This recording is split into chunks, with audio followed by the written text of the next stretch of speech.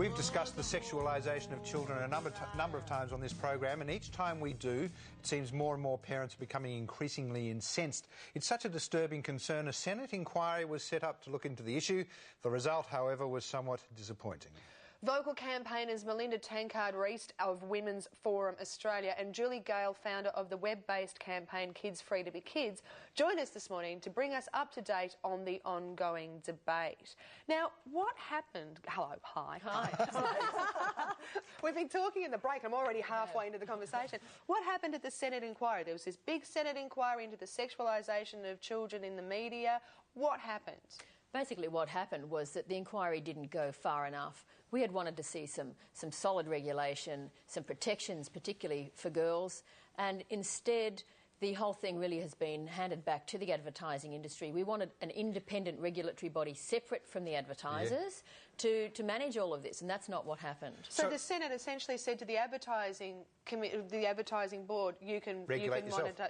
Oh, because they do a wonderful job. Self-regulation, and the very body that came in for so much criticism in the lead-up to that inquiry is the same body that's now been handed back the task of improving things. And unfortunately, we don't have that much faith that they're the ones to do the job. Also, it would seem to me, in terms of, since we're talking about advertising, it would seem to me that it's important for advertisers to attract controversy. Well, that's their job. Their job is to push the envelope and get noticed, because there's so many advertisements at the moment, and outdoor billboards, for one, we don't have any choice about, and it's a voluntary code of conduct, by the way. So, you know, the advertisers don't even have to pay attention to any rules. And if they're regulating themselves and they're advertisers, let's say, they probably understand, oh, we understand what you're doing. Controversy is good.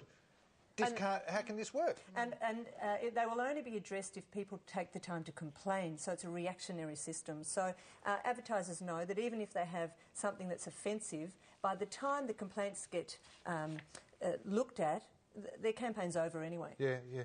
It seems to me that, and as I said in the introduction, each time we talk about this, and we've had both of you on before, each time we talk about this, we are inundated with concerned parents.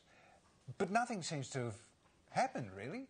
Look, we're not going anywhere, are we? I think we've worked very hard. We've worked very hard to raise the issue amongst child development experts are on board. The Australian Psychological Society is very vocal and put in submissions to the Senate. What bothers Melinda and I and others working so hard is that it seems that the senators took more attention of media academics than they did, and industry members, than they did with our peak bodies like the Australian Psychological Society. And also parents. Well, yes, it seems to me that they're listening to themselves and to the experts they've hired, then they're actually listening to the community that they represent. That's correct, and the research is very solid now. We know that 1 in 100 girls in this country has anorexia, 1 in 5 are bulimic.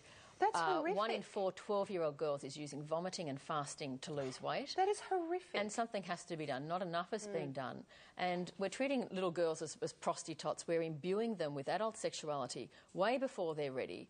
And we're even seeing the migration of the symbols and icons and imagery of pornography into girls' toys, games, clothing, websites. This is what you refer to as the pornification of girlhood. That's exactly what I'm referring to there, yes. What are some examples of that? Oh, I don't have children there's so many myself. examples, but one example would be the promotion of Brazilian waxes to little girls on websites allegedly designed to empower them. There's a Melbourne-based site that was promoting Brazilian waxes on the same page that they had Disney videos, Fisher-Price games, etc. The type of clothing that little girls are expected to wear, the dances they're expected to do, the kind of CDs that are marketed to them with sexy kind of tunes, sexy dance moves. These little girls are expected to be thin, hot and sexy before they even know what the ramifications of that might be. And it's very difficult for them to ignore these messages, because what happens too is all their peers are receiving the same messages. So it almost gets to the point you can't... You almost have to be part of this, otherwise you're ostracised from your peers. And then you look at the information in young girls' magazines. The publishers said to the Senate inquiry that they don't include any sexualised editorial advertisements, and we know for a fact that that's not true. You know, they have wallpapers for mobile phones that say things like, sex, when it's good, it's really good, and when it's bad, it's still pretty good. And you know, and what age is this marketed to? Well, supposedly the publishers say to 16-year-olds, but we know that 7, 8, 9, 10-year-olds are reading these young girls' magazines. They have comments like, "I'm a good girl trapped in the body of a slut." I mean, whose child Dolly needs to read that? also recently instructed girls in how to perform oral and anal sex and hand jobs without saying... Sorry? Dolly magazine instructed girls how to have oral, anal and... Correct. How to provide it without any protection or any warning or anything to say, you know, you may be coerced, you have a right to say no. It's just throwing girls to the wolves, giving them these instructions. We know very young girls are reading these magazines. Where's the information to empower them to make decisions in the best interests of their own health and well-being? Yes. We don't find that information, unfortunately. This article was called... "Oh my God, my boyfriend wants me to," and then it listed the various sex acts. So it's implying there, if I want to be part of the cool gang, I've got to figure out how to do this. That At is no exactly point in the right. article The it girls said, don't want to feel left say out. no. You feel comfortable with yourself and say no. Find yourself a boyfriend who doesn't want to do this at the age of 13 or whatever ridiculous age it is. That's it was right. just pretty much... That is horrendous, and the people at Dolly magazine should be absolutely disgusted with themselves. Well, there's Good on you, another Corinne. example with an 11-year-old recently who wrote into one of the doctor's sections and said, "I've had a lot of boyfriends who have wanted me to have sex, and my latest one really wanted me to have sex, and now I'm not so sure." She's 11, and the first line was, "If it doesn't feel right, then don't." Oh, my goodness. 11-year-olds. I mean, we're talking potentially criminal acts here. Yes.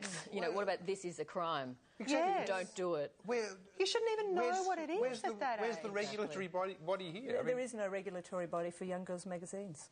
Well, that is ridiculous.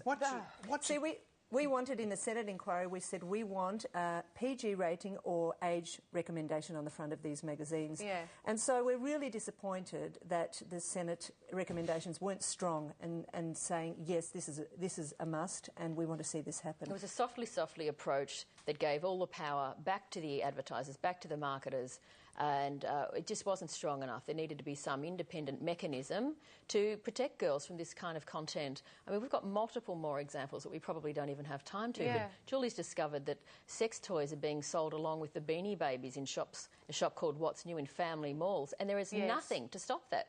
There are no laws. There's nothing to stop that. You're kidding Blow me. up sex dolls. What does... Do we know, does this necessarily lead to problematic sexual behaviour later in life? That's certainly what the research is indicating, that children are being exposed to material that they're not developmentally equipped to process or to understand.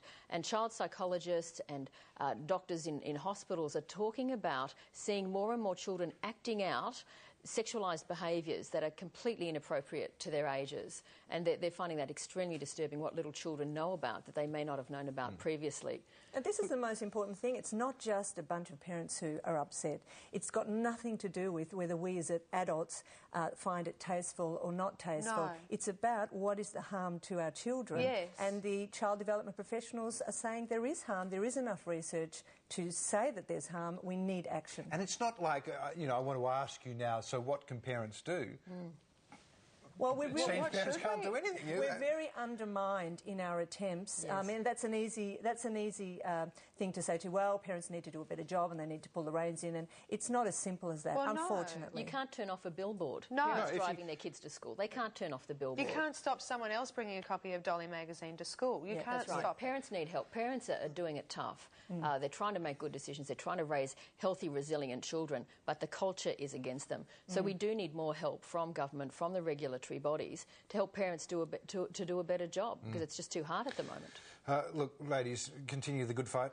Thanks for having you on. Thank you very for much. having us. Thank Thank you very much. And more of 9am still to come right after this.